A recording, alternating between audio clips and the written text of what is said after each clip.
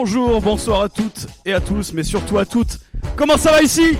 Ça va. Voilà. Ici Jérémy en direct sur Chiche FM, la radio de la flemme, votre émission mensuelle. Au sommaire, la chronique pop culture. On va avoir du jeu vidéo, du manga et du ciné en ma compagnie, ainsi qu'avec Marwan, Kevin, Théo, Baptiste. Bonsoir. Et bonsoir. Bonjour, voilà.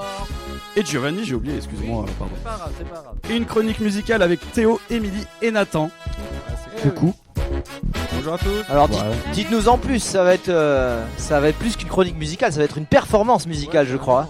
C'est ça. Ouais, on peut dire ça. Bon, pas grand chose à dire de plus. Pas vraiment, à part vous faire briller les yeux, je vois pas trop. C'est beau, c'est ça qu'on aime. Bon, et bien écoutez, pour commencer, moi et Marwan sommes allés pour vous interroger plusieurs personnes sur la vision du jeu vidéo et du manga.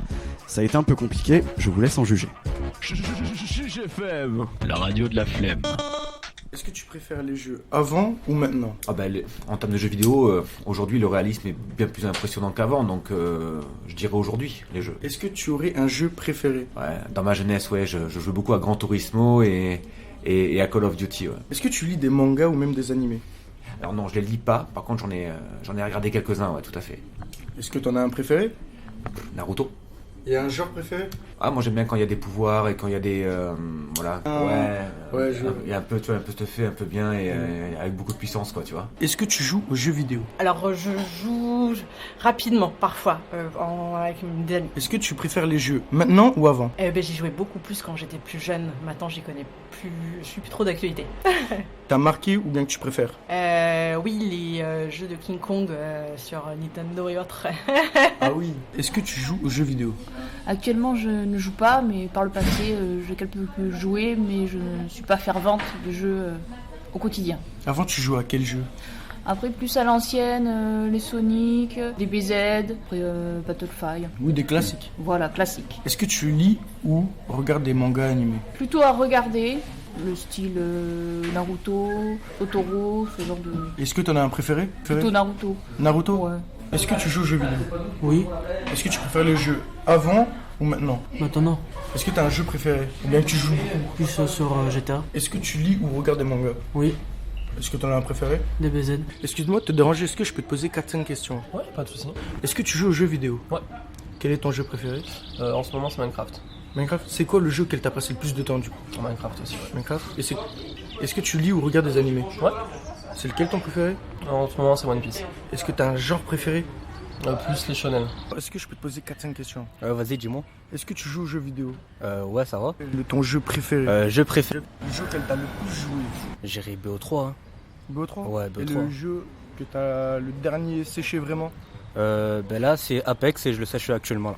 Excuse-moi, est-ce que je peux te poser 4-5 questions? Ouais, vas-y, pas de Est-ce que tu joues aux jeux vidéo? Ouais, Le jeu dernièrement que t'as séché? j'en ai aucun puisque je joue très très rarement. Ton jeu préféré? J'en ai pas. Est-ce que tu lis ou regardes des mangas? Oui. Ton préféré? Dragon Ball. La radio de la flemme. Du coup, c'était le micro-trottoir. Comme vous avez peut-être pu l'entendre, globalement, tout le monde, plus ou moins, regarde ou lit des mangas et joue ou a joué à des jeux vidéo dans sa vie. Certains en ont joué plus jeunes et d'autres ont arrêté depuis. Et du coup, j'ai un petit débat à proposer. La vision des jeux vidéo et des mangas entre aujourd'hui et il y a quelques années. Parce que, à titre perso, alors, ça va faire un peu vieux, désolé, mais je viens d'une époque où dire qu'on regarde ou lit des mangas, ça se faisait pas. Ça se disait pas. Et où les jeux vidéo étaient encore ce truc, comment dire, un peu marginal qui, entre guillemets, rend con. C'est vrai que... Pardon, excuse-moi de te couper. C'est vrai Oui, que à une époque, on disait que regarder des mangas ou jouer à des jeux vidéo, on nous disait ouais, en fait, t'es un bébé, t'es un enfant en fait. C'est ça. En fait, pas Ça du tout. Non. Enfin, plus maintenant en tout cas. Depuis environ 30 ans, depuis que les mangas ont débarqué en France et les jeux vidéo se sont popularisés. Ouais, moi, quand je reviens sur toi, ton époque, c'était assez compliqué d'en parler. Oui. Moi, c'était totalement libre. Même moi, c'est mon père qui m'a fait jouer aux jeux vidéo et regarder les mangas. Quoi. Pareillement. Oui, après, mais c'est ce que j'allais dire en fait, c'est que la génération de mes grands-parents, ils connaissaient pas, donc c'était l'inconnu. La génération suivante a grandi avec les Dragon Ball Z, les Pokémon, etc. Donc aujourd'hui, c'est complètement intégré dans la culture populaire en fait. En fait, je crois que moi j'étais la génération, on va dire, intermédiaire où ça se disait pas et en même temps ça commençait à se démocratiser, on va dire, de le dire. De le dire ouvertement, quoi. On peut quand même dire merci au Club Dorothée surtout. C'est vrai. C'est ce qui a vraiment apporté le manga, animé, tout ça quoi. Ouais. Ça a été un peu la guéguerre avec TF1 en plus, le Club Dorothée. Et après on en parle, hein. Les premières Game Boy, ça aussi, c'est le premier jeu vidéo. Ouais, c'est vrai. Alors moi personnellement, ça n'a pas été la Game Boy. Hein. Personnellement, ça a été le PC en fait. Depuis mes 3 ans, ça a été le PC. Voilà, j'étais un PCiste. Ah, tu jouais à Dibou quoi. Alors je jouais à Dibou, mais je jouais aussi à Star Wars épisode 1 Racer. Donc je sais pas si vous avez connu, mais c'était une pure bombe à l'époque. Moi c'était pas le même délire. Hein. Moi j'avais des plantes et des zombies. Hein. Ah oui, bien sûr. Mais des zombies. pour en revenir aussi à l'histoire de génération, je pense aussi que le manga a évolué. C'est-à-dire qu'avant on était dans un style unique de manga très caricatural, je dirais, c'est un peu DBZ, etc. Aujourd'hui on a, c'est ça. Alors qu'aujourd'hui on a un panel de. Oui, maintenant il y a beaucoup plus de choix. De style. Je me permets de quelques chiffres parce que c'est important d'avoir des chiffres. Et il a bossé, hein. Il a bossé j'ai bossé un petit peu. Donc le premier chiffre c'est numéro 2. Qu'est-ce que c'est? Petite question, quelqu'un le sait? Naruto? Numéro 2. Numéro 2 des ventes Non, numéro 2 de quoi? Ouais, on peut dire des ventes. Style de manga, de la notoriété quoi. Ouais, est-ce qu'on peut dire? Ouais. On va dire ça à peu près. D'accord. Le top 2, dans le top voilà. OK. Qu'est-ce que c'est ça, les shoujo peut-être? Non. C'est en général. Les styles de manga, tu veux dire? En général. Moi, je dirais que maintenant Naruto a dépassé DBZ, je pense. Je mettrais DBZ en numéro 2 et Naruto en 1. Je te dis ça, mais. C'est pas du tout ça. Ça n'a rien à voir avec un manga précis en fait. C'est le manga en général, mais je vais peut-être le dire parce que sinon vous allez très vite. En fait, numéro 2, c'est tout simplement la place de la France en termes de consommation de manga. Je crois qu'on est juste après le Japon. Il fallait trouver un pays, d'accord. Ah oui, il a bossé, mais c'était mal formulé. On n'avait pas compris la question. Ça arrive. Et du coup, pour 2022, les ventes sont assez impressionnantes parce que j'ai vraiment pris que les mangas. Mais ça me disait aussi la BD en général.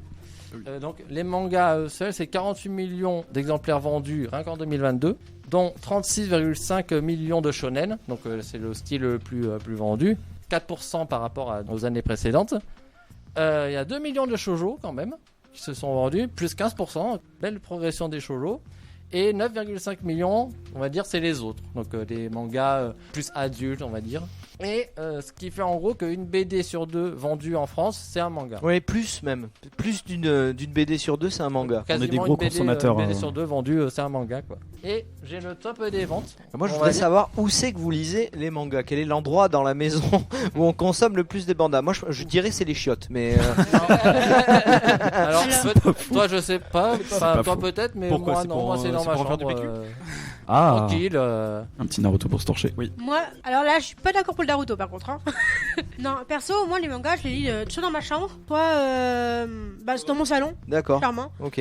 Mais pourquoi dans les toilettes, sérieux? Non, parce que moi je suis pas un grand lecteur, c'est le seul endroit où je lis en fait. C'est vrai. Le seul endroit où je lis vraiment, c'est que c'est dans les toilettes. Sur le trône, en train d'attendre. Du coup, si vous voulez, j'ai le top des mangas qui se sont le plus vendus. Il y a 2 classiques et 2 nouveautés. Suspense. Alors, One Piece déjà, ça c'est sûr et certain. En quelle place? Je dirais deuxième. Raté. Première? Ouais, première place. En deuxième, je dirais Naruto, clairement. Non, dommage. C'est un nouveau. Je crois savoir ce que c'est. C'est Demon Slayer. Non. Ah, on l'a dit. On y pensait, hein. On y pensait tous les deux. Non, le deuxième, non. C'est Spy X Family. Bien sûr. Ah oui. Qui est, en gros, on raconte des espions qui se font passer pour une famille. Le troisième, c'est Naruto. qui est dans le top 4. Ah, j'étais pas loin alors. Naruto, Voilà, c'est ça. Shippuden, Boruto. Et un autre que vous avez dit, Demon Slayer, qui est en 4. Tu vois, j'aurais pensé que c'était plus haut. Ah, mais moi aussi. Voilà. Est-ce que tu as le 5ème? Non, j'avais que le top 4. Il y a une incompréhension ici. Bon, eh bien, merci à tous d'avoir participé. Tout de suite, on nous a concocté un petit freestyle et j'annonce celui qui l'a fait, NBLZ. Ouais. C'est du direct, hein, c'est du live. Direct. C'est en live.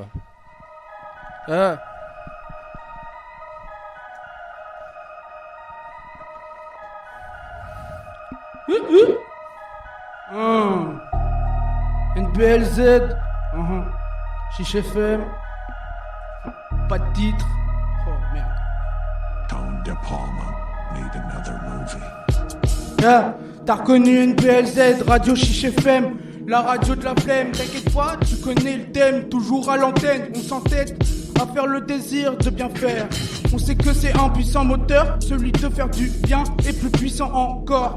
Ce qu'on veut, c'est être dans le top. Oui, ce qu'on veut, c'est être dans le top. Il n'y aura aucun flop. Ouais, et il n'y aura aucun flop. Hein, quoi? Je me rappelle de l'époque d'avant où tout le monde bougeait la tête. Aujourd'hui, c'est plus la même vie.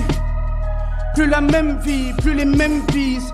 Les gens se disputent pour des ci et des ça, vice versa. Vice versa. Gang gang, vice versa. Y'a plus aucune manière dans ce monde. Ouais. Ah oui, c'est triste, mais c'est la vérité. Mes paroles sont à méditer. Ouais, mes paroles sont à méditer. Frappe sur le beat, tu sais que ça va débiter, sale. Ouais, tu sais que ça va débiter, sale. Sur de la boom bap. Tu sais que ça va débiter, sale. Sur de la boom bap. 8, 6, 86. 86 BPM, t'entends les basses qui tabassent. Je rappe avec classe. Radio Chiche FM, la radio de la flemme. T'inquiète pas, tu connais le thème, toujours à l'antenne. Eh ouais, toujours à l'antenne, tu sais que c'est la base. Tu sais que c'est la base. Je rappe avec classe. Radio Chiche FM, eh, tu l'as en tête. Tu l'as en tête. Radio Chiche FM, tu l'as en tête. Toujours à l'antenne. Toujours à l'antenne, tu sais que c'est la base. Je vois que vous aimez mes phrases. Je vous embarque avec des phases. À la fin du freestyle, on ira se faire un breuvage. Un breuvage de cervoise. N'est pas la poisse. Et ça continue, ça redémarre. Et je crois que je vais m'arrêter là pour les autres. Ouais, si. Ah, on est chaud ici, on est toujours sur Chiche FM, on est très chaud ici, on a très chaud. Bravo. Petit freestyle en direct, c'était très très propre. Merci beaucoup. Super. Avec un petit effet dans la voix. Exactement. Et pas piqué Merci des pour hannetons. l'effet aussi. NBLZ, je rappelle, pas de titre, c'est le titre de la musique qui n'a pas de titre. Et elle s'appelle pas titre. On enchaîne avec une chronique par Nathan. D'où vient la culture du hip-hop? Donc il va répondre à nos questions. FM, la radio de la flemme. Eh oui, je suis allé chercher sur internet et un peu partout. Et je vais vous parler du hip-hop, de la culture hip-hop, plus exactement. Nous allons faire un petit tour en arrière. Savez-vous d'où vient le hip-hop? Alors, pas vraiment. Pas du tout. Si, alors, je pense que c'est américain. C'est ça, c'est ça. Américain. Enfin, ça vient des États-Unis. Qu'est-ce qui vient pas de là-bas? Ça dénonce. Et beaucoup de choses. Le hip-hop est une danse, voire même plus. Le hip-hop se veut un mouvement, une attitude et un état d'esprit. Il prend naissance dans les années 1970 dans les rues du Bronx, à New York. C'est tout. Le mouvement hip-hop s'est développé et répandu rapidement dans le monde entier. C'est aussi un genre musical proche du rap, mais la musique hip-hop n'est pas constituée que du rap. Quelle est la différence entre le hip-hop et le rap? En vrai, je me suis toujours demandé, c'est quoi la différence? Tu as un effet dans ta voix. Ah oui. je sais pas si c'était fait exprès. Merci. Le rap, c'est une sous-racine du hip-hop, hein, si je comprends bien ce que. Exactement. Le hip-hop englobe d'autres choses. Ça englobe beaucoup de choses en fait. On va y aller directement sur ça. Dis-nous tout. Et la culture hip-hop comporte en fait des disciplines principales comme le rap. Et le rap, je pense que vous connaissez tous. Oh, un petit peu. J'en fais Les rappeurs sont aussi appelés MC. Les MC, mon gars. Il y a le beatboxing, qui est un bruitage de rythme dans la bouche. Je vais vous montrer une petite démo. Ah, vas-y.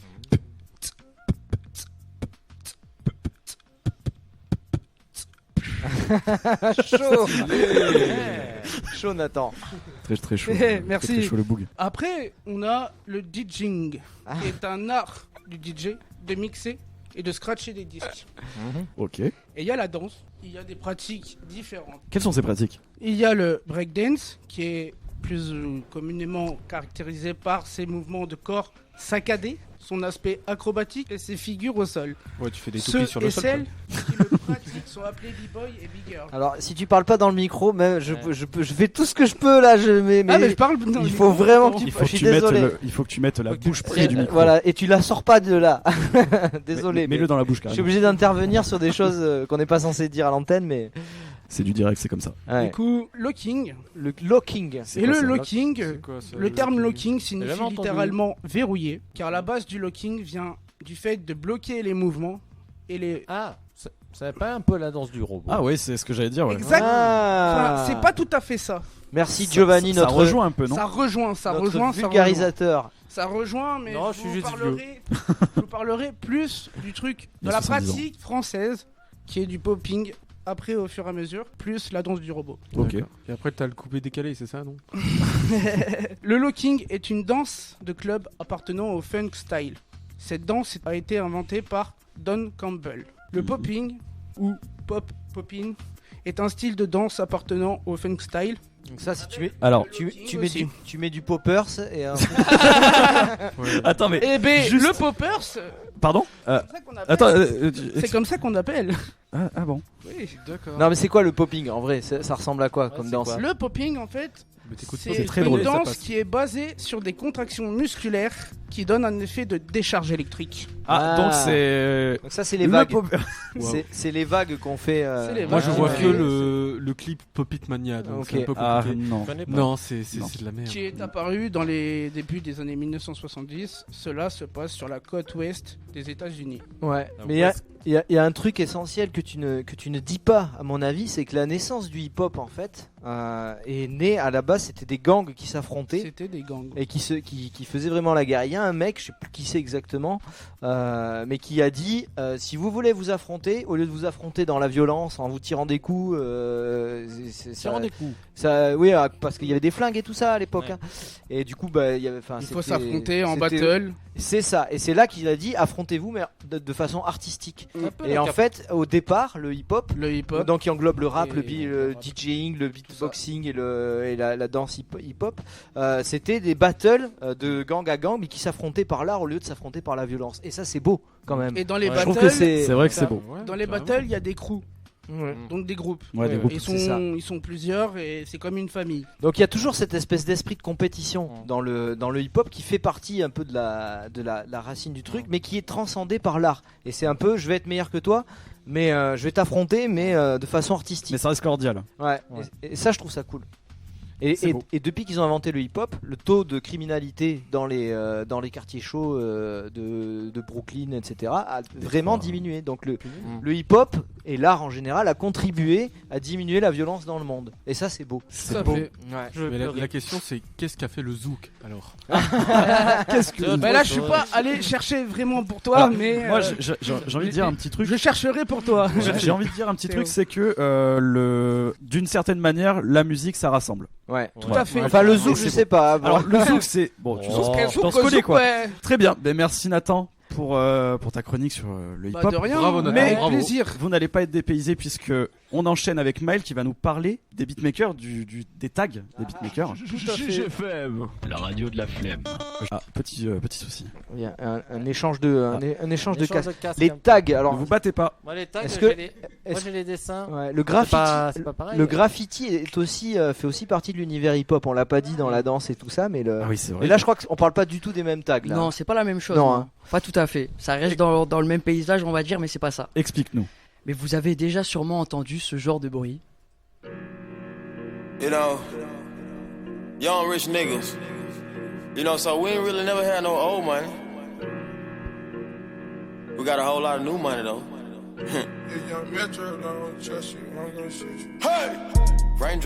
Ou encore. Donc c'était là, c'était ce petit truc qu'on entendait derrière. C'est exactement la petite voix là. D'accord. Faut être concentré là. Ou encore ça, c'est ça? On va mettre un autre extrait. Cette fois-ci français. Pour Oh, qui est-ce? Si mieux.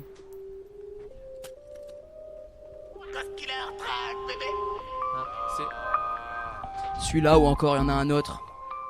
Ghost Killer Track, un producteur français de Paris. Très très chaud. Très très chaud. Ok. Alors qu'est-ce que c'est que ces bruits qu'on entend? Eh bien ce bruit ça s'appelle un tag. Hein, le tag c'est la signature du peintre sur sa toile, c'est un peu la même chose, sauf que c'est pour le beatmaker en fait, c'est pour un petit peu signer sa propre œuvre d'art. D'accord. Et donc toutes les œuvres de comment tu dis, Godzilla, Ghost Killer Track. Ghost Killer, il y a toujours le même petit jingle. La plupart du temps, ouais. D'accord. Après on enregistre en fait cette petite voix et qui servent à se situer sur la prod pour que les fans les plus assidus de rap ou autre chose puissent après rechercher, voir qui a produit la prod, l'instrumental de. Vous avez compris. Bien sûr. Donc ça c'est le tag. Après tu m'avais parlé des tags anti-vol ou je sais pas quoi. Pour là. les amateurs de rap, ceux qui rappent, vous avez sûrement déjà entendu celui-là.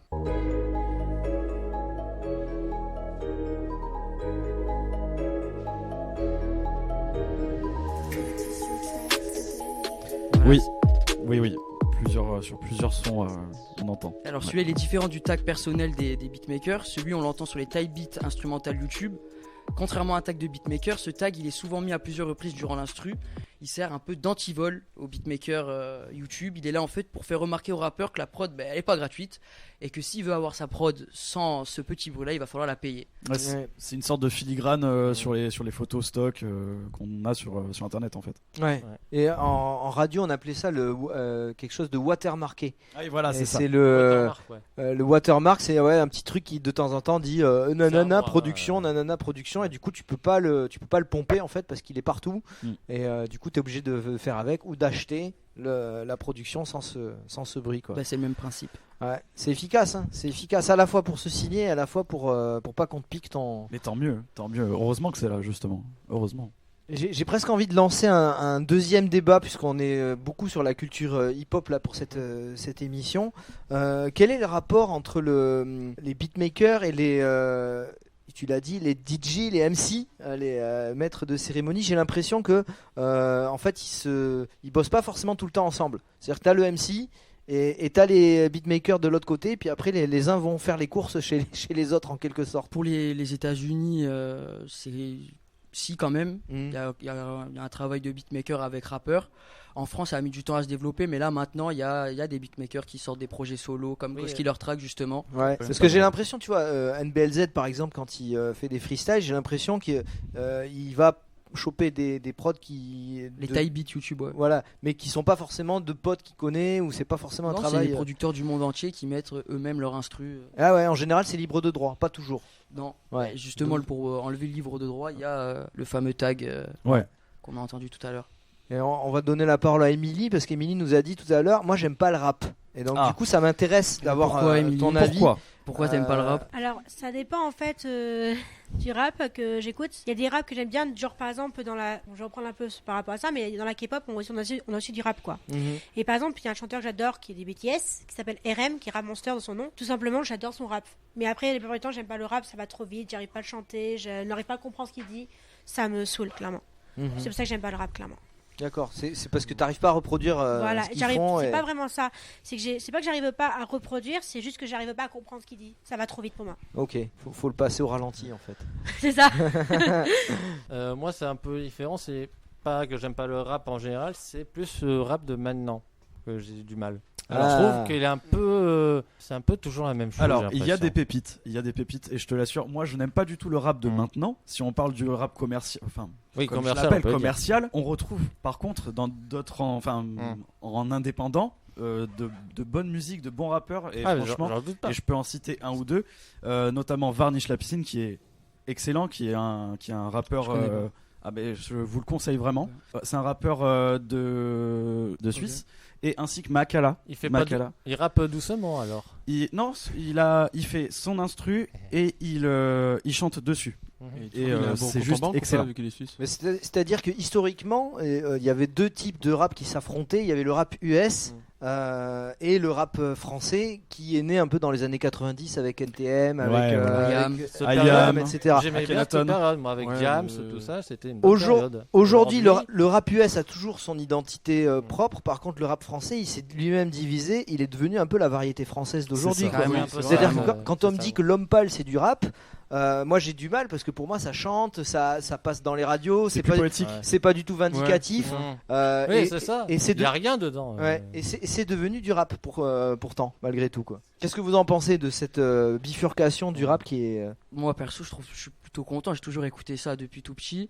La culture elle prend un vrai boost là ces dernières années. Ça fait plaisir en vrai. Ouais. Même si ça va à l'encontre de la culture hip-hop originelle avec ce côté affrontement, ce côté guérilla, peu importe en fait. En vrai, ouais, mais c'est de l'art en vrai. Ouais. Moi, je le mets sur le pied de l'art. C'est vrai qu'il y a plus de, enfin, je sais pas, j'ai plus de message dans les chansons rap d'aujourd'hui. Ça dépend. Alors, comme je t'ai dit, j'ai dit, ça dépend en fait. Ça dépend des rappeurs. Alors, c'est quoi le message? Se faire de l'argent? Non, mais parce que tu es mauvaise langue. Quand il y en a, ils appellent ça du rap conscient et du coup ils le disent. Là, on va être engagé. Par exemple, moi.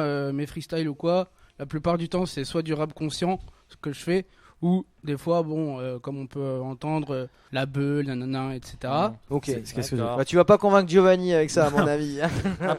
Merci à tous d'avoir répondu à ces questions. Merci beaucoup Maël. Ça va être au tour de Théo et Émilie qui vont faire un petit live performance et qui vont interpréter Femme libérée à la guitare et à l'harmonica ainsi qu'au chant. Vous voyez, cette émission est faite pour ceux qui aiment le rap et pas que. Exactement. Il y en a pour tous les goûts. JFM, la radio de la flemme.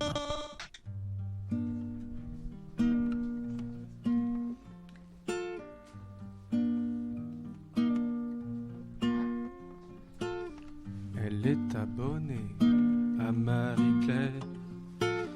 Dans Nouvelle Obs, elle ne lit que prêter cher. Le mondial entend qu'elle fait plus semblant. Elle achète match en cachette, c'est bien plus marrant. Ne la laisse pas tomber.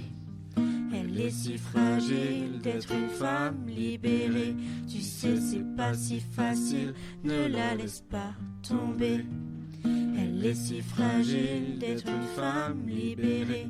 Tu sais, c'est pas si facile.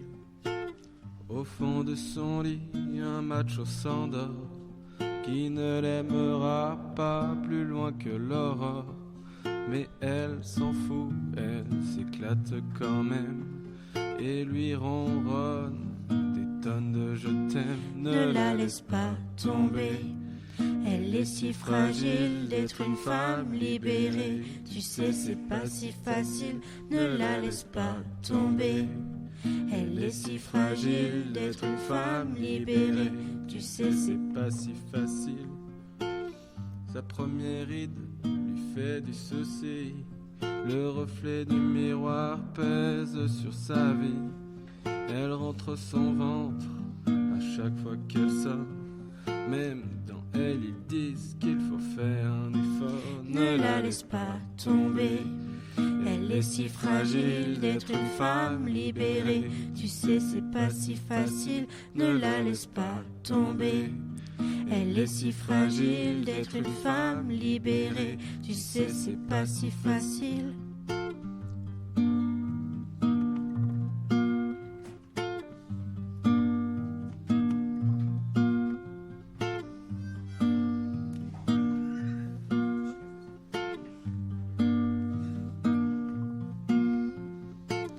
Elle fume beaucoup, elle a des avis sur tout.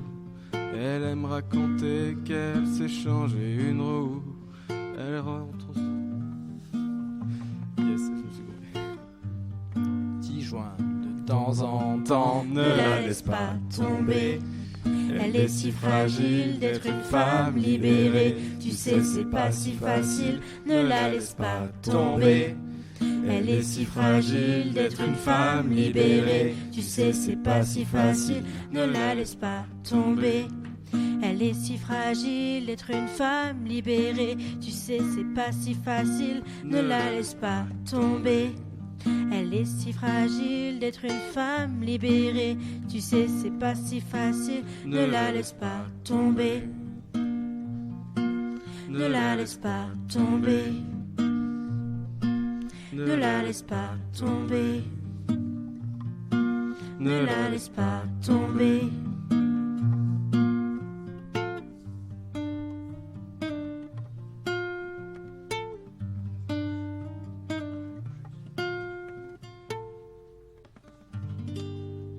Je pense qu'on peut tous applaudir. Bravo. Bravo, bravo. Bravo. Merci beaucoup. C'était le moment douceur. Et on est dans du live, hein, performance live, avec Guitare sèche, les teneurs de micro qui s'approchaient juste les micros pour que vous puissiez l'avoir dans les oreilles. Mais franchement, bravo. Après, on s'est un petit peu joint à vous pour chanter. Ouais. Enfin, Ouais. J'ai même essayé l'harmonica, mais la tonalité correspondait pas. La tonalité, mais c'est pas grave. Il fallait l'accorder, c'est ça. Merci quand même. Hein. Bah bravo à tous les deux. Kevin, ça va être à toi pour l'actu ciné. Et on l'encourage. On t'encourage. Donc du coup pour l'actu ciné de ce mois-ci, j'aimerais commencer par vous parler d'abord d'un premier film qui a quand même fait un peu parler ces dernières semaines, donc c'est The Whale. Donc il est sorti au cinéma le 8 mars, c'est un film dramatique qui a été réalisé par Darren Aronofsky et qui est connu pour des films tels que Requiem for a Dream et Black Swan qui sont quand même de très grands films. Cette histoire elle raconte l'aventure de Charlie qui est un homme obèse et qui se confine chez lui depuis des années après une tragédie personnelle. Et il noue une amitié inattendue avec une adolescente enceinte nommée Ellie qui le convainc de sortir de sa maison pour prendre la route pour trouver une rédemption personnelle. Donc ce film, The Whale, il a été très attendu en raison de la performance de Brendan Fraser, donc le personnage principal, qui a été notamment vu dans la trilogie de La Momie des années 90. Grâce à ce rôle, cet acteur a pu remporter un Oscar, donc celui du meilleur acteur, donc pendant la cérémonie des Oscars de 2023. Ce fameux film qui n'est pas forcément sorti sur tous les cinémas, on peut également le retrouver sur Netflix. Ça c'est bien, ça me fait d'ailleurs penser à un autre film qui s'appelle Personne ne sait que je suis là ou que personne ne sait que j'habite ici. Je sais pas si vous l'avez vu sur Netflix. Pas du tout. Et c'est un peu pareil, c'est l'histoire d'un mec qui chantait super bien, pareil un peu obèse, qui s'est reclus dans le fin fond de sa campagne. Et un jour, il y a une nana qui vient le voir et qui va le sortir de là et qui va le refaire monter sur scène alors qu'il a une trouille monstrueuse. Ça m'y fait penser un peu. Bon, si vous voulez le voir, n'hésitez pas, s'il est sur Netflix. J'aimerais vous parler d'un deuxième film, donc ce coup-ci qui est un film d'animation en 3D, donc c'est Super Mario Bros. Il est basé évidemment sur les jeux célèbres du même nom. Donc ce film a été produit par le studio Illumination Entertainment. Donc c'est un studio à succès. Donc comme vous pouvez le savoir, il a réalisé la saga des Moches et Méchants ainsi que les films des Mignons. Quand même. Voilà. Et c'est français. C'est un oui, studio français, comme tu dis. C'est un studio Illumination. Français, ouais. Évidemment. Espérons qu'ils réussiront mieux que Sonic parce que Sonic. La purge. La purge. Ne parlons pas de cette horrible chose. Alors, le premier design, je suis d'accord, mais après... c'est clair. Vous êtes dur, franchement. Comparé à tous les films qu'il y a eu avant, s'il vous plaît. J'aime bien Sonic, moi aussi. Bon, pardon, je pensais pas lancer un débat. On va dire qu'ils se sont rattrapés, c'est le principal. Oui. Vas-y, Kevin. Donc voilà, donc ce fameux film, il est prévu pour une sortie le 5 avril en France. Donc moi, je vous avoue que je manquerai pas d'aller le voir parce que c'est vraiment un film que j'attends. Très attendu. Donc je sais pas vous si vous comptez aller le voir. Au ciné, pourquoi pas pourquoi pas, j'ai envie de dire, mais je sais pas. Petit en salle. Franchement. J'espère pouvoir vous donner de l'engouement pour aller le voir. On va revenir un peu sur les bases de la licence. Donc c'est une licence qui est quand même très populaire, qui est une des plus populaires et des plus aimées dans le monde du jeu vidéo. Et depuis la sortie des premiers jeux en 1985, Mario et son frère Luigi sont devenus des personnages emblématiques de la pop culture. Ils sont très connus, qui ne connaît pas ces personnages de toute façon. Le film est très attendu par les fans car il s'agit de la première adaptation au cinéma officielle de la franchise depuis plus de 20 ans. Et également, les attentes sont très élevées pour ce film et les fans espèrent que l'essence même du jeu sera préservée dans cette adaptation. Il n'y a pas de raison. Qu'on sache d'ailleurs, il y a une malédiction sur les films adaptés de jeux où les films sont juste à chier. Donc j'espère que celui-là ça sera... Je peux faire l'avocat du diable. Vas-y. Je peux être l'avocat du diable.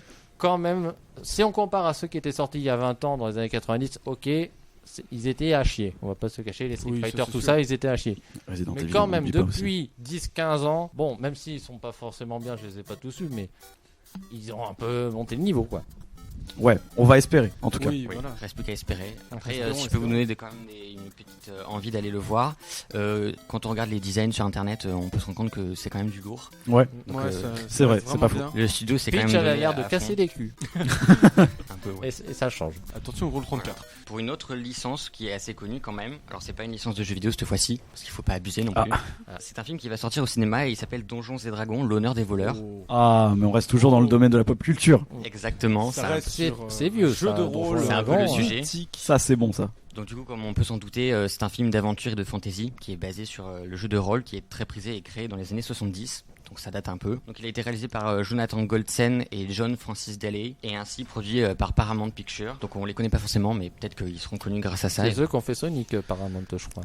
Oui, exactement. C'est un gros studio, donc ils ont fait beaucoup de films. Donc l'univers de Donjons et Dragons est l'un des plus emblématiques de la culture geek. Le jeu de rôle est basé sur un univers de fantasy médiévale qui mélange des éléments de folklore, de mythologie et de science-fiction.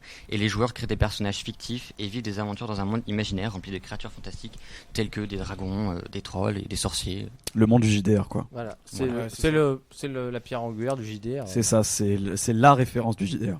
C'est ça, je pense que c'est quand même un univers qui a bercé pas mal d'entre nous à l'époque. Oui, c'est exact. Moi, je confonds, c'est pas Donjon Nullbug, ça a rien à voir. Alors c'est la série audio, mais c'est aussi un JDR, ouais. D'accord. C'en est un. C'est pas la même. Mais je pense que il y a de l'inspi sur Donjons et Dragons. Puis Kevin, je crois que tu voulais nous parler aussi de The Last of Us. Exactement. Série de jeux vidéo d'abord et après réalisé ensuite en série télévisée qui est un univers qui a beaucoup d'engouement et qui a énormément de fans à travers le monde entier. J'en fais partie. Voilà, un fun ici dans la salle. Donc s'il y en a avec nous, tant mieux. Pour vous expliquer un peu, c'est une série de jeux vidéo d'action, aventure et de survie qui a été développée par Naughty Dog et qui est éditée par Sony Interactive Entertainment. L'histoire de cette série se déroule dans un monde post-apocalyptique qui a été dévasté par une pandémie qui a été causée par un champignon nommé le pandémie. Ah, pas encore. Tiens, donc Cordyceps. C'est curieux. Ah non, pas encore. Ah non. Et oui, encore une malheureusement. Donc voilà, c'est un champignon qui les transforme, enfin des humains, qui les transforme en monstres violents. Et donc dans cette histoire, les joueurs suivent Joël, un contrebandier endurci, et Ellie, qui est une adolescente intelligente et déterminée. Alors qu'ils traversent les États-Unis à la recherche d'un groupe de résistants appelés les Lucioles, cherchant à créer un vaccin contre cette pandémie. Donc ces deux opus, ils sont devenus de très très grands succès dès l'apparition du premier épisode en 2013, donc le premier jeu vidéo, et le deuxième épisode est sorti en 2020 et il a été salué pour sa narration ambitieuse et sa représentation mature de sujets difficiles tels que la violence, la tolérance et la rédemption. Ils ont reçu aussi beaucoup d'éloges par rapport au scénario qui est émotionnellement poignant et son gameplay intense et immersif.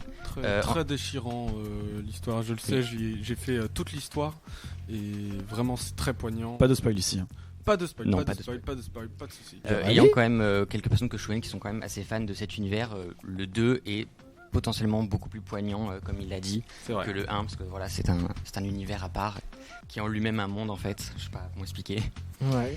Et donc du coup, pour revenir un peu dans l'actu ciné, ils ont réalisé la série télévisée donc du même nom, The Last of Us, qui a été adaptée par HBO, très grand studio, notamment pour Game of Thrones déjà, connu, et notamment par Neil Druckmann, donc le réalisateur des jeux, qui a coopéré avec ça. Il y a actuellement aussi en discussion du nombre de saisons qui sera adapté pour le grand écran, étant donné du succès retentissant de la première saison diffusée sur Prime Video. Donc si vous avez Prime Video, n'hésitez pas à aller le voir. Et surtout, la série est principalement basée sur l'intrigue du premier jeu, pour éviter que ça soit trop des coordonnées des jeux. Mais elle contient du nouveau contenu qui approfondit quand même les personnages et l'univers. Et la série a réussi à trouver quand même un équilibre entre satisfaire le public et attirer de nouvelles personnes qui ne connaissaient pas nécessairement l'univers. Et puis tu veux nous parler aussi dans tes recherches, et ça je pense que ça va vous plaire. Je pense aussi. Parce que je pense qu'il va y avoir aussi une série télévisée adaptée de One Piece. Oui, exactement. Aïe aïe aïe. Alors, série qui fait bien débat. On est en France, les gens sont jamais contents. Vous avez rien vu, vous critiquez déjà. C'est pas on est comme ça, au les contraire. Français, c'est comme ça. Au contraire, je pense que c'est une bonne nouvelle. Hein. Je pense que les gens ne savent pas trop à quoi s'attendre, mais étant donné du genre américain Netflix, je pense qu'on peut s'attendre quand même à une bonne série, étant donné un budget qu'ils peuvent mettre, qui peut être colossal. Et pour ceux qui aiment pas One Piece, on fait comment? Et Bah, tu regardes pas. Tu regardes pas. Le seul problème, c'est que Netflix nous a déjà fait le coup avec Death Note, donc. Alors apparemment, c'est une purge aussi. Hein. Oui, c'est une purge. Bah, déjà qu'on voit Dragon Ball Evolution, on a peur. Oh putain, la merde que c'est. Et pour la blague, c'était sorti un 1er avril, le Dragon Ball Evolution. Ouais, en plus, c'est vrai. Oui, si, c'est vrai. Il y a un jeu de société en tout cas de One Piece qui est sorti et qui est vraiment très très bien fait, très très bien adapté. Le seul truc c'est qu'on n'a pas forcément les histoires avec l'eau, avec les pouvoirs et tout ça, mais le jeu de société je vous le conseille grandement en tout cas. Je crois que tu parles du Monopoly, non? Non. Ils ont sorti un Monopoly One Piece il y a pas très longtemps aussi. Ah non, c'est vraiment un jeu. De toute façon, tout type de choses peut sortir. Un jeu à part. Oui, c'est vrai. Vous avez besoin d'une recontextualisation. Oui, on en veut une. Il y en a qui connaissent pas. Du coup, c'est une série de mangas qui est japonaise et qui a été écrite et illustrée par la même personne, Eiichiro Oda, si je prononce bien son nom. C'est bien ça. Donc en fait cette histoire elle suit les aventures du jeune pirate Monkey D. Luffy. Alors moi je prononce mal parce que je ne connais pas, je n'ai jamais regardé. Et donc dans cette histoire il acquiert des pouvoirs élastiques après avoir mangé un fruit du démon et il cherche à devenir le roi des pirates en trouvant le trésor légendaire One Piece. Ça me semble correct. Très bien. Belle reconstitution. Et donc du coup, ce que j'ai pu constater, c'est que la série Netflix devrait couvrir les événements du premier arc du manga. Donc je sais pas exactement ce que ça représente, mais moi non plus, je peux pas te dire, je n'ai pas vu One Piece. Si c'est bien fait, ça peut être du lourd. Ouais. Du coup, il faut s'attendre à une sortie pour 2023. Enfin, c'est ce qui a été annoncé, mais après à voir qu'est-ce que Netflix fera. Encore pour parler des fans, parce que c'est un peu les fans qui créent les univers qui sont plutôt autour de la pop culture. Eh bien, ils ont beaucoup d'attentes et ils attendent vraiment impatiemment de voir comment la série va être adaptée et comment elle va représenter les personnages bien aimés de l'histoire dans un format en live action. GFM, la radio de la flemme.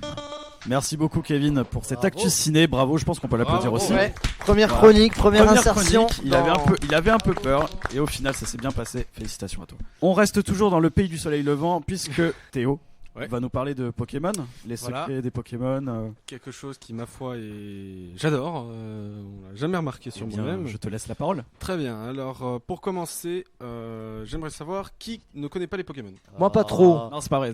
Moi, je connais un petit peu, mais de la première génération, tu vois. Genre, j'ai Pikachu, j'ai Bulbizarre, j'ai Carapuce, et puis après, non. Après, on sait pas à quoi il ressemble. Ouais, c'est ça. Il ressemble à plus rien. Je me suis arrêté très tôt. J'ai fait une petite liste de Pokémon à vous présenter. Que je vais expliquer, 2-3 petites anecdotes sur eux, etc. On va commencer par un des Pokémon les plus emblématiques de tous, c'est Dracofeu. Tout le monde le connaît. Tout le monde le connaît. Le fameux dragon qui en réalité n'est pas un dragon. Et qui est l'évolution de Salamèche. Merci. Eh bien, Reptincelle également. Voilà. Justement, je vais parler de ces trois-là. Donc, rien qu'avec leur prénom, je vais commencer avec leur prénom. Donc, le nom Salamèche. Donc c'est quoi? C'est une salamandre et il a une petite mèche à la fin. Ils sont bien démerdés pour les noms. Il s'est pas fait chier le gars. C'est ça. Voilà. Ensuite son évolution Reptincelle, du coup il a un petit peu changé. Il est un peu plus grand. Ouais, c'est vrai. Vous n'avez pas l'image à l'antenne, mais nous l'avons. Bon, c'est bien. Je pense que Salamèche et Reptincelle, je pense que si on peut décrire un peu. C'est un reptile, comme son nom l'indique, avec pareil, une même flamme au niveau de sa queue. Et ensuite, nous avons Dracofeu, donc le fameux dragon de flamme, qui est très bien connu. Et quand on dit à la suite, donc Salamèche, Reptincelle, Dracofeu, donc déjà Salamèche par rapport aux flammes, une mèche de feu. Il a eu une. Ouais, ok, d'accord. Oui. Ensuite, nous avons donc Reptincelle, donc une étincelle pour les flammes. Oui. Et donc ensuite, on a Dracofeu, donc. Et quand il y a des flammes qui arrivent, on crie au feu. Au feu. Drac au feu. Ok. Voilà, ça vient de là, donc une étincelle plus une mèche est égale des flammes. J'aurais une petite question. Est-ce que tu as le nom de qui a décidé des noms Non. J'avais le nom. Ah, tu avais le nom. Oui, je l'ai. Je t'ai posé une colle. Si je ne me trompe pas, c'est Julien Bardakov. Oui, c'est qui ça. a trouvé les noms des 151 premiers. Quelle culture, quelle culture. Merci. Exactement. Il a bien parlé dans plein de... Surtout sur Internet. Merci beaucoup pour cette précision. De rien. Il a donné aussi quelques noms sur la 2e génération et ensuite... Il est parti.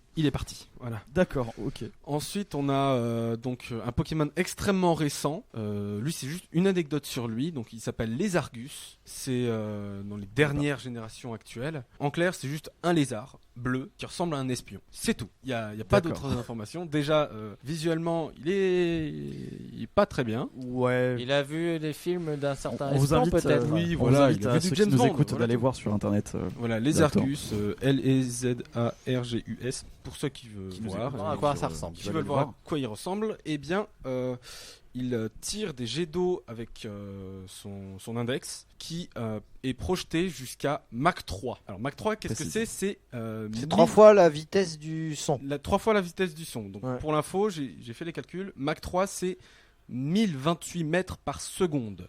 Ça pique. Un jet d'eau. Ça fait mal, c'est un Karcher en fait. Même un Karcher. C'est carrément un jet d'eau quoi. Oui, c'est un jet d'eau tout simplement. Et donc, un petit dernier pour la route, on va parler de Canartichaud, le Pokémon le plus bizarre au monde. Et ce Pokémon, c'est juste un canard avec un poireau en fait dans la main. On se pose la question de pourquoi il s'appelle Canartichaud. C'est juste pour la blague. D'accord. C'est pas un artichaut, c'est un poireau, on sait. Oui. Donc, ensuite, il a une évolution qui s'appelle Palartichaud, donc par rapport au paladin. Parce qu'il a un bouclier et une épée en artichaut. Très spécial. En poireau plutôt. Et c'est pas l'artichaut. C'est pas un artichaut, c'est un poireau. D'accord. C'est pas l'artichaut. Tout ça pour dire qu'en fait ce Pokémon est totalement étrange. Oui, totalement. Ouais. De toute façon, ça avait aucun sens déjà de base. Oui. Ouais. Totalement. Maintenant, on sait pourquoi il s'appelle comme ça. Non, Pikachu, il est pas mort. Pas de spoil ici. Pikachu, il est mort. Non. Je banne. Pikachu, il est en vacances actuellement. C'est ça. Il a GFM, la radio de la flemme. Eh bien, merci beaucoup Théo pour toutes ces informations. Je pense qu'on peut tous l'applaudir aussi, s'il vous plaît. Oui, lui aussi. C'était sa première à lui aussi. Voilà, c'est sa première. C'était ma première fois. Bon, je pense que vous l'attendez tous. Ça y est, dans toutes les émissions, c'est présenté toujours par le beau, le grand Baptiste. Un petit blind test, Baptiste, c'est à toi, je te laisse la parole. Ouais, bonjour à toutes, bonjour à tous. Je vais vous faire un blind test comme la coutume le veut. Hein. Cette fois-ci, ça sera sur des citations de films connus. Et en plus, sans enjeu, il n'y a pas de jeu. Alors je vous offrirai une nuit de folie avec moi dans un des hôtels les plus réputés de Bordeaux. J'espère que j'ai bien gagné. préparé. Et il s'appelle comment l'hôtel? Tu verras quand tu gagneras. J'espère que je vais pas gagner du coup moi. Non, moi je vais gagner moi. Là, tu l'as fait très mal. Moi aussi. Je vais me reposer. Donc c'est un blind test. Et ça parle de quoi? C'est des citations de films connus. Je vous ferai écouter une citation. Vous devrez la trouver. Et avant tout, il y aura un indice par citation de film. Ok. Voilà. D'accord. Alors on y va sur la première. La première, c'est un film de super-héros. C'est quoi? C'est le premier qui répond ou il faut faire buzz ou Premier qui répond. C'est le premier qui répond. C'est le premier qui répond. Je vais baisser les volumes parce que ça va être un sacré bazar, je pense, dans les casques. Hein. Vraiment, oui. Attention, on est prêt. Moi, je t'aime plus que 3 fois 1000. Oh, je sais. Iron Man. C'est la fille de Iron Man. Ouais, exactement. C'est la fille d'Iron Man. La fille de Tony Stark. Et c'est dans Avengers Endgame. Ouais, exactement. T'as exactement le film et tout ça. Ok. C'est sa fille. C'est la fille de. T'es un génie. Ça nous fait un point pour Théo. Un point pour Théo, ouais. Il s'approche de la nuit d'hôtel là. Attention. Pourquoi j'ai répondu? Deuxième extrait. C'est un peu bof, mais vraiment connu. Alors on attend Patrick. Bien joué. Bien joué. Un pour notre petit Giovanni. Je sens que la battle va être serrée. On va se battre pour le lit. Le cadeau. C'est un film porno ça. Troisième extrait. C'est un anti-héros comique. Je plains le petit Deadpool. pour coucher. Qui a répondu? Moi je pense que c'est sur Nathan. Ouais. Et c'est Nathan qui a le point. Lui le veut. Merci. Nathan, toi aussi tu veux le lit? Je l'ai pas vu du tout, du coup j'ai aucune idée de ce que ça raconte. Ouais, je crois qu'il y en a beaucoup qui veulent dormir avec moi là ce soir. Non, surtout avec Deadpool, je pense, principalement. Pour le quatrième, c'est un film français, connu, mais un peu triste malheureusement. Maman disait toujours. Forrest Gump. Bien joué. C'est une boîte de chocolat. Ouais, exactement, Giovanni. Très chaud. Par contre, c'est pas français, Forrest Gump. Il est pas français. Non, parce qu'il y a une. Il y a une douille. Forrest Gump extrêmement incroyable, très très culte. On va passer au suivant. C'est un film qui a fait énormément polémique, Booba Gump, mais que je trouve énormément bien. Est-ce que c'est moi? Ou est-ce le monde qui est de plus en plus fou? Ça vous dit rien? Vous connaissez pas? Je crois pas. Hein. Non. Ça me dit rien, non. Allez, on réécoute une deuxième fois. Je veux bien. Parce que je pense que vous l'avez vu. Et puis, écoutez bien le ton de la voix, je pense que ça va vous aider. Est-ce que c'est moi? Ou est-ce le monde qui est de plus en plus fou? C'est pas Harry Potter? Ça pourrait, mais non. On dirait Voldemort, non, ouais. Pas du tout, pas du tout. Vrai. Je vais vous donner un deuxième indice. C'est un film dans les licences DC Comics. Oh. Joker. Exactement, ouais. Oui. C'est Joker quand il est devant son psy. C'est ça, exactement, ouais. Mais Giovanni, il est au taquet. Mais il le veut, c'est lui. Mais t'inquiète pas, Giovanni, même si tu gagnes pas, on dormira ensemble. On va gagner. Ça fait. On en est où des points là? Ça fait combien? 3 pour Giovanni, 1 pour Théo et 1 pour Nathan. Ok. Le prochain extrait, c'est un des films du début de Vincent Cassel. C'est moi que tu parles? Nine. Oh, mais qu'il est fort, c'est la haine, moi, ouais. en premier. Exactement, c'est la scène quand il est dans le miroir, ouais. C'est moi, j'ai le point là. Ouais, t'as le point, Maël. Bien vu. Le prochain, c'est un film qui donne fin aux plus fous. J'ai dégusté son foie avec des fèves au beurre et un excellent Chianti. Oh, le silence des agneaux, oui. Ouais, exactement, Giovanni. joué. C'est le bon titre, ouais. C'est Hannibal Lecter, mais le film, c'est Le Seigneur des Anneaux. C'est ça, ouais. C'est exactement ça. Le prochain film, c'est un film connu des années 90. C'était une demi-heure d'ici. J'y suis dans 10 minutes. Oh, alors là, l'extrait que t'as choisi est pas le plus emblématique du. Tu peux remettre? Je le remets. C'était une demi-heure d'ici. J'y suis dans 10 minutes. C'est Tony Montana? C'est Schwarzenegger? Non. Sur l'affiche, il y a une femme. C'était une demi-heure d'ici. J'y suis dans 10 minutes. C'est la voix de Bruce Willis. Non, c'est pas Bruce Willis. C'est pas sa réplique. Non, c'est pas la réplique de Bruce Willis. Mais il y a Bruce Willis dedans. Ouais. Il y a même Travolta. Ah, Pulp Fiction. Exactement. Je l'ai dit juste avant. Ah bon? Ouais, je l'avais dit juste avant. Ah oui. D'accord. On l'avait pas entendu. On t'a pas entendu, Nathan. Comme il. Ah. Comme il a dis-le plus fort. Comme il a pas la même voix que quand il chante et avec son blaze, on s'est dit on a perdu quoi. Bon ben on te l'offre, Nathan. Et ça fait 2 à 3, hein. Je crois que c'est serré quand même entre Nathan et. Et pour m'excuser et Nathan, on mangera ensemble. Okay. Oh, quelle générosité. Le prochain film, juste l'indice, vous devrez le trouver. C'est DeLorean. Retour vers le futur. Bien sûr, je dirais que c'est Théo qui l'a dit en premier, mais qui ne parle pas dans les micros, donc du coup on t'entend pas. Ah, malheureusement, pardon. Ouais. C'est Théo qui a. C'est Dr. Emmett Brown, bien évidemment. Exactement, ouais, c'est le professeur. C'est dans le 1. Non, c'est dans à peu près tous. Oui, il le dit dans à peu près tous en fait. C'est quand même une réplique assez répétitive. Nom de Zeus. Et il faut que tu retournes en 1945 pour que tu baisses ta mère, Daphne. Allez, un petit dernier pour la route et puis après chacun conclura avec sa propre citation de film qui retient. On se fera une battle entre nous comme ça. Bien sûr. Le petit dernier, l'indice, ça serait l'araignée est maître. L'araignée est maître. Spider-Man. Un grand pouvoir. Ah, Spider-Man, le 1. Oui, mais c'est lequel? Là, c'est Oncle Ben. Voilà.